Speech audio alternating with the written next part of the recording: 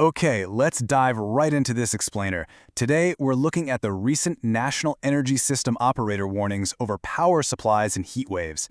I mean, it's July, we're in the middle of a sweltering heat wave, and suddenly, unseasonal warning signs are flashing across the UK's power grid. So, we really need to unpack exactly what's breaking down behind the scenes here.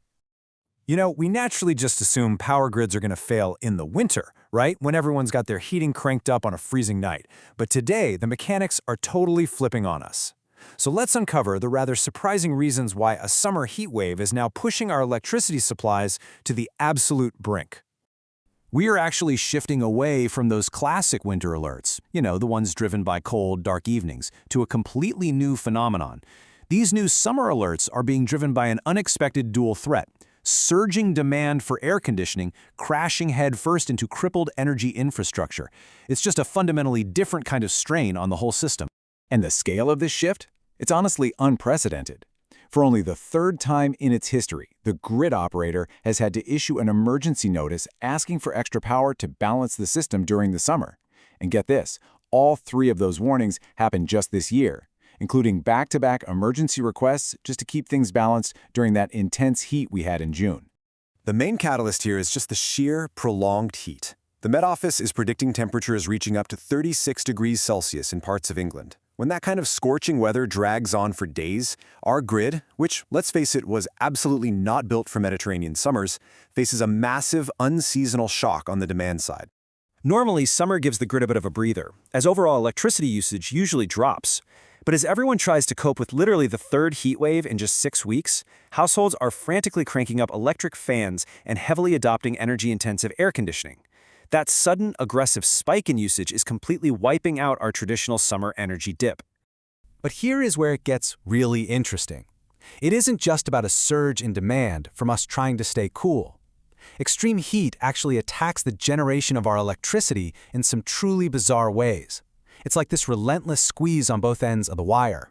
If you look at the generation mix from Thursday morning, you'll see exactly what I mean. Heat waves consistently drag in these massive high-pressure systems, which means the air goes completely still.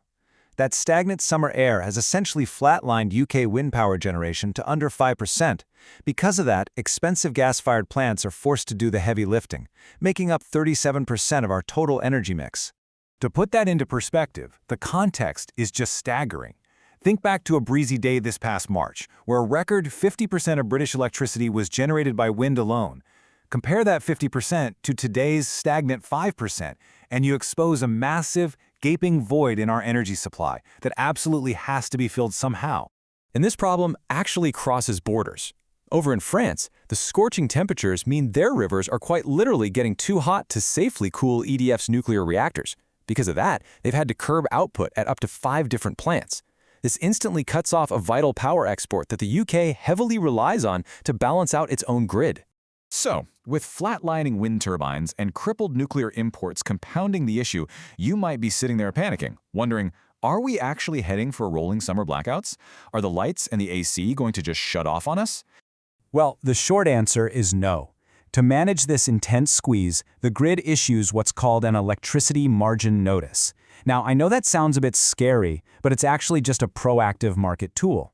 It's usually reserved for freezing winter cold snaps, and it's basically just a way to request a greater safety cushion between power supply and demand. It is absolutely not an imminent blackout warning. The mechanism is actually pretty straightforward. First, the grid operator spots a tight margin coming up, say between 6:30 and 10:30 p.m. Then they send a signal out to the market asking for help. Finally, standby generators power up to ensure we have enough of a buffer in the system to get through that tight window safely. In fact, the operator explicitly guarantees that there is no risk to customer electricity supplies, so your power supply is safe. These notices are quite literally just the system doing its job, balancing the scales in the background well before a real problem ever occurs. Your lights, and more importantly right now, your fans, will definitely stay on. But, and there is a but here, while you definitely won't be left sweating in the dark, there is a catch. Relying on this emergency generation to fire up on short notice brings a very real, very literal cost directly to your household. To get that extra electricity onto the grid at a moment's notice, the operator has to pay an absolute premium for gas power. And that gas market, it's already heavily strained right now by depleted European storage facilities and ongoing geopolitical pressures, including the Iran war. So, they are forced to pay much higher than average prices.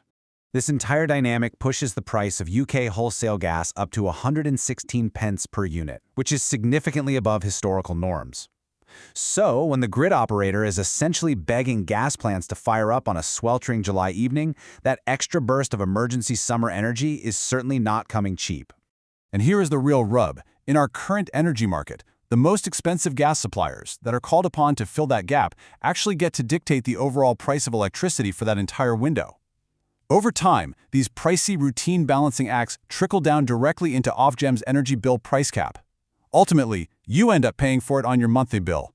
So, we've seen exactly how extreme heat drives up demand, cripples our supply, and ultimately hits our wallets. With these summer grid warnings rapidly shifting from a historical rarity to our new reality, we have to ask, how long can our current infrastructure hold out? Are we going to adapt and build truly resilient power systems, or are we just destined to pay a massive premium every single time the sun shines?